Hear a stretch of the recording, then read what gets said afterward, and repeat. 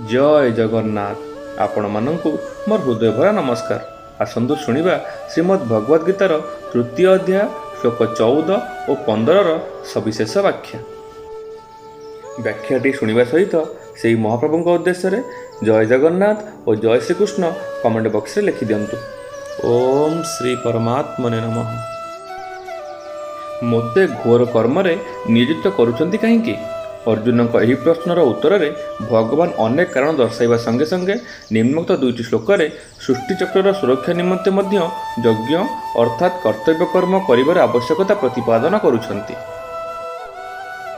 अन्नात् भवन्ति भूतानि पर्जन्यात् अन्न संभवः यज्ञात् भवति पर्जन्यो यज्ञः कर्म समुद्भव कर्म ब्रह्मोद्भवं विद्धि ब्रह्माक्षर समुद्भवम् तस्मात् सर्वगतं ब्रह्म नित्यम यज्ञ प्रतिष्ठितम्। यार अर्थ समस्त प्राणी अन्नरू उत्पन्न हुअन्ति, अन्न वर्षारू उत्पन्न हुए, वर्षा यज्ञरू हुए और यज्ञ कर्मरू निष्पन्न हुए। कर्म वेदरू उत्पन्न होइछि एवं वेद अक्षर ब्रह्मरू प्रकट होइछन्ति बोली तुमे जानि रख। तेणु सर्वव्यापी परमात्मा यज्ञरे अर्थात कर्तव्य कर्मरे नित्य स्थित। जीवन धारण निमंते जहाँ भक्षण करा जाए ताहाकू अन्न कहुए। जो प्राणीर जहाँ खाद्य तथा जहाँ ग्रहण कले शरीर उत्पत्ति भरण और पोषण हुए ताहाकू एठार अन्न कहुई। जो कीट माने माटी खाई बंचती से माटी होउछि अन्न।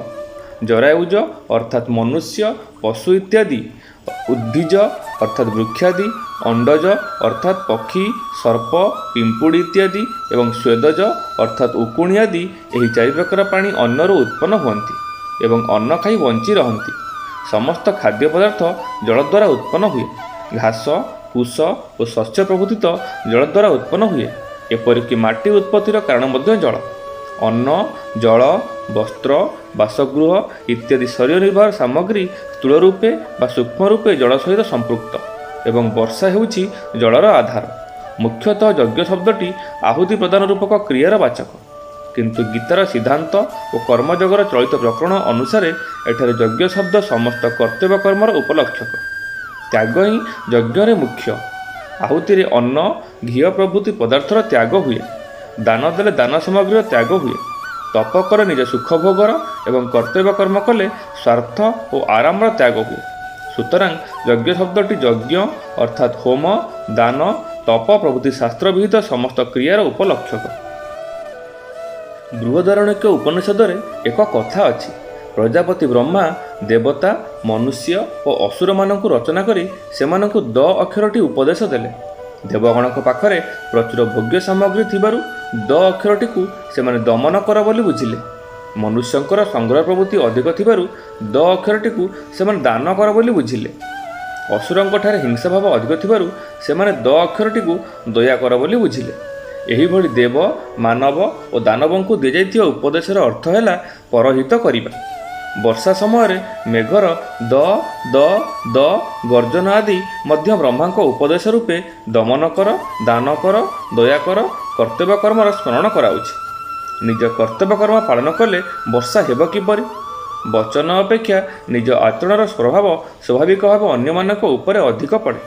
मनुष्य निज निजर कर्तव्य पालन कले ताहार प्रभाव देवगणक उपरे मध्य पड़िबो, जहाद्वारा सेमाने सेमानकर कर्तव्य पालन करिवे और वर्षा करिवे। ए विषय एक कहानी अछि। 4 जण चषा पुओ थिले। आषाढ़ मास हेबा सत्वे वर्षा नहेबा देखि सेमाने विचार कले हल बुलाइबार समय आसीगला, हेले वर्षा नहेला नहीं, चलो आमे आमर कर्तव्य करिदेबा। एपरि भाबी सेमाने बिलरे हल बुलाइबा आरंभ करिदेले। सेमानंकु हल करिबार देखि मयूर माने भाबिले कथा कोन, वर्षा तो हेउनी पुणी एमाने हल करुछंती काहींकी? सेमाने जेतेबेले जानिले जे एमाने निज निजर कर्तव्य पालन करुछंती सेतेबेले सेमाने भाबिले आमे आम कर्तव्य पालन रे पछेइबा काहींकी? एपरि भाबी मयूर माने मध्य डाक छाड़िले। मयूर मानक डाक शुणी मेघ भाबिला मो गर्जन तो न शुणी मध्य मयूर माने किपरि रड़ी छाड़ुछंती। सबु कथा जना पड़िला परे से विचार कला मु निज कर्तव्यरु पछेइबी काहींकी? तेणु से मध्य गर्जन करिबाकु लागिला। मेघर गर्जन शुणी इंद्र आश्चर्य हेले। जेतेबेले तांको जना पड़िला जे समस्त निज निजर कर्तव्य पालन करुछंती सेतेबेले से मध्य भाबिले मु निज कर्तव्य पालन रे पछेइबी काहींकी? एहिपरि भाबी इंद्र मध्य वर्षा करिया पई मेघ को आज्ञा देले। ନିଷ୍କାମ ଭାବପୂର୍ବକ ଆଚରିତ ସମସ୍ତ ଲୌକିକ ଓ ଶାସ୍ତ୍ରୀୟ ବିହିତ କର୍ମର ନାମ ହେଉଛି ଯଜ୍ଞ। ବ୍ରହ୍ମଚାରୀଙ୍କ ପାଇଁ ଅଗ୍ନିହୋତ୍ର କରିବା ଯଜ୍ଞ, ସେହିପରି ନାରୀମାନଙ୍କ ପାଇଁ ରୋଷେଇ କରିବା ଯଜ୍ଞ, ଲୋକଙ୍କ ହିତ ନିମନ୍ତେ ବୈଦ୍ୟ କାର୍ଯ୍ୟ କରିବା କବିରାଜ ପାଇଁ ଯଜ୍ଞ, ସେହିପରି ବିଦ୍ୟାର୍ଥୀ ନିଜ ଅଧ୍ୟୟନକୁ ଏବଂ ବ୍ୟବସାୟୀ ନିଜ ବ୍ୟବସାୟକୁ ଯେଉଁଟାକି କେବଳ ପରହିତ ନିମନ୍ତେ ନିଷ୍କାମ ଭାବରେ କରାଯାଇଥାଏ ତାହାକୁ ଯଜ୍ଞ ବୋଲି ମାନିପାରନ୍ତି। ବର୍ଣ୍ଣ, ଆଶ୍ରମ, ଦେଶ, କାଳ, ମର୍ଯ୍ୟାଦା ଅନୁସାରେ ନିଷ୍କାମ ଭାବରେ କରାଯାଉଥିବା ସମସ୍ତ ବିହିତ କର୍ତ୍ତବ୍ୟ କର୍ମ ଯଜ୍ଞ ସ୍ୱରୂପ। ଯଜ୍ଞ ଯେଉଁପରି ହେଉଥାଉ ନା କାହିଁକି ତାହା କ୍ରିୟାଜନିତ। କେତେକ ମାରାତ୍ମକ ବିଷକୁ ମଧ୍ୟ ବୈଦ୍ୟମାନେ ଶୋଧନ କରି ଔଷଧ ରୂପେ ପ୍ରୟୋଗ କରନ୍ତି। ବହୁ ଅସାଧ୍ୟ ରୋଗକୁ ଦୂର କରିବାରେ ସେହି ବିଶୋଧିତ ବିଷ ଅମୃତ ସଦୃଶ କାମ ଦିଏ। ସେହିପରି କାମନା, ମମତା, ଆସକ୍ତି, ପକ୍ଷପାତ, ବିଷମତା, ସ୍ୱାର୍ଥ, ଅଭିମାନ ଏଗୁଡ଼ିକ କର୍ମର ବିଷ ସଦୃଶ। କର୍ମରୁ ଏହି ବିଷାକ୍ତ ଅଂଶକୁ ବାହାର କରିଦେଲେ ତାହା ଅମୃତମୟ ହୋଇ ଜନ୍ମମରଣ ରୂପକ ମହାବ୍ୟାଧିକୁ ଦୂର କରିପାରେ। ଏହିପରି ଅମୃତମୟ କର୍ମକୁ ଯଜ୍ଞ କୁହାଯାଏ। ବେଦ କର୍ତ୍ତବ୍ୟ କର୍ମ କରିବାର ବିଧି ଶିଖାନ୍ତି। ବେଦରୁ ମନୁଷ୍ୟକୁ କର୍ତ୍ତବ୍ୟ ପାଳନର ଜ୍ଞାନ ମିଳେ, ତେଣୁ କର୍ମ ବେଦରୁ ଉଦ୍ଭବ ବୋଲି କୁହାଯାଇଛି। ଏଠାରେ ବ୍ରହ୍ମ ବେଦର ବାଚକ। ସଚ୍ଚିଦାନନ୍ଦ ପରମାତ୍ମାଙ୍କଠାରୁ ହିଁ ବେଦ ପ୍ରକଟ ହୋଇଛନ୍ତି। ଅତଏବ ସବୁରି ମୂଳ ହେଉଛନ୍ତି ପରମାତ୍ମା। ପରମାତ୍ମାଙ୍କଠାରୁ ବେଦ ପ୍ରକଟ ହୋଇଛନ୍ତି। ବେଦ କର୍ତ୍ତବ୍ୟ ପାଳନର ବିଧି ଶିଖାନ୍ତି। ମନୁଷ୍ୟ ବିଧିପୂର୍ବକ ସେହି କର୍ତ୍ତବ୍ୟ ପାଳନ କରନ୍ତି। କର୍ତ୍ତବ୍ୟ କର୍ମ ପାଳନ କଲେ ଯଜ୍ଞ ସମ୍ପାଦିତ ହୁଏ ଏବଂ ଯଜ୍ଞରୁ ବର୍ଷା ହୁଏ। ବର୍ଷାରୁ ଅନ୍ନ ଉତ୍ପନ୍ନ ହୁଏ। ଅନ୍ନରୁ ପ୍ରାଣୀମାନେ ଉତ୍ପନ୍ନ ହୁଅନ୍ତି ଏବଂ ସେହି ପ୍ରାଣୀମାନଙ୍କ ମଧ୍ୟରୁ ମନୁଷ୍ୟ କର୍ତ୍ତବ୍ୟ କର୍ମ ପାଳନ କରି ଯଜ୍ଞ କରନ୍ତି। ଏହିଭଳି ସୃଷ୍ଟିଚକ୍ର ଚାଲୁଅଛି। ଏଠାରେ ବ୍ରହ୍ମପଦ ଅକ୍ଷରର ଅର୍ଥାତ୍ ସଗୁଣ ନିରାକାର ପରମାତ୍ମାଙ୍କର ବାଚକ। ଅତଏବ ପରମାତ୍ମା ସର୍ବଗତ ଅର୍ଥାତ୍ ସର୍ବବ୍ୟାପୀ ଅଟନ୍ତି, ବେଦ ନୁହନ୍ତି। ସର୍ବବ୍ୟାପୀ ହୋଇଥିଲେ ମଧ୍ୟ ପରମାତ୍ମା ବିଶେଷ ରୂପେ ଯଜ୍ଞ ଅର୍ଥାତ୍ କର୍ତ୍ତବ୍ୟ କର୍ମରେ ସର୍ବଦା ବିଦ୍ୟମାନ। ତାତ୍ପର୍ଯ୍ୟ ହେଲା, ଯେଉଁଠି ନିଷ୍କାମ ଭାବରେ କର୍ତ୍ତବ୍ୟ ପାଳନ କରାଯାଏ ସେଠାରେ ପରମାତ୍ମା ବିଦ୍ୟମାନ ଥାନ୍ତି। ସୁତରାଂ ପରମାତ୍ମା ପ୍ରାପ୍ତି ଚାହୁଁଥିବା ମନୁଷ୍ୟ ନିଜ କର୍ତ୍ତବ୍ୟ ଦ୍ୱାରା ତାଙ୍କୁ ସହଜରେ ପାଇପାରିବେ। ଏଠାରେ ଆପଣଙ୍କର ସନ୍ଦେହ ଆସିପାରେ ଯେ ଯଦି ପରମାତ୍ମା ସର୍ବବ୍ୟାପୀ ତେବେ ସେ କେବଳ ଯଜ୍ଞରେ ନିତ୍ୟ ପ୍ରତିଷ୍ଠିତ ବୋଲି କାହିଁକି କୁହାଗଲା? କ'ଣ ସେ ଅନ୍ୟ ସ୍ଥାନରେ ନିତ୍ୟ ପ୍ରତିଷ୍ଠିତ ନୁହନ୍ତି? ଏହାର ସମାଧାନ ହେଉଛି ପରମାତ୍ମା ସର୍ବତ୍ର ସମାନ ଭାବେ ନିତ୍ୟ ବିଦ୍ୟମାନ।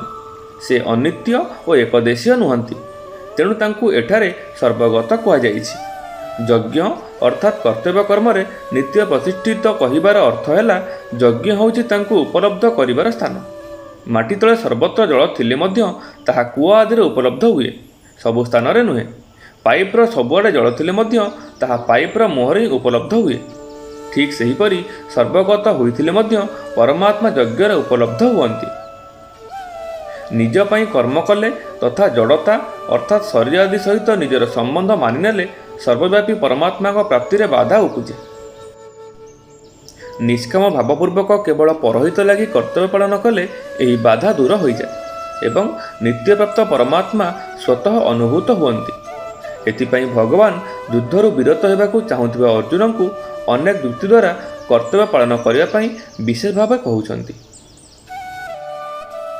ପ୍ରିୟ ଜ୍ଞାନୀ ଗୁଣୀ ମଣ୍ଡଳୀ ଓ ସଜ୍ଜନ ମଣ୍ଡଳୀ, ଆପଣମାନେ ଶୁଣୁଥିଲେ ଶ୍ରୀମଦ୍ ଭଗବଦ୍ ଗୀତାର ତୃତୀୟ ଅଧ୍ୟାୟ ଶ୍ଲୋକ 14 ଓ 15ର ସବିଶେଷ ବ୍ୟାଖ୍ୟା। ଆପଣଙ୍କୁ ଅଶେଷ ଅଶେଷ ଧନ୍ୟବାଦ। ସେହି ପରମାତ୍ମାଙ୍କ ଶ୍ରୀଚରଣରେ ସମସ୍ତଙ୍କ ମଙ୍ଗଳ କାମନା କରି ରହୁଛି। ଜୟ ଜଗନ୍ନାଥ, ଜୟ ଶ୍ରୀକୃଷ୍ଣ।